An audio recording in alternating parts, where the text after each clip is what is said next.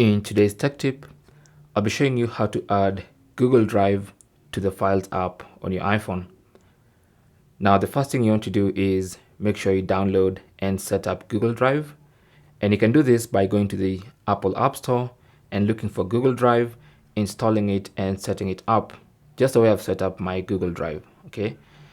Now, if you have the Google Drive app running on your iPhone, then you can simply go to the Files app, launch it, and then tap on Browse to go to the main homepage of the Files app. When you're here, tap on the three dots in the top right corner, and then tap on Edit from the drop-down menu. And now you should see the Google Drive option. To add it, all you have to do is enable the toggle button and then tap on Done in the top right corner.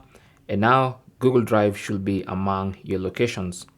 So anytime you go to the Files app, you should have Google Drive as one of your locations in the Files app. And it's really that simple. Thanks for watching. Leave your comments and questions down below, and good luck.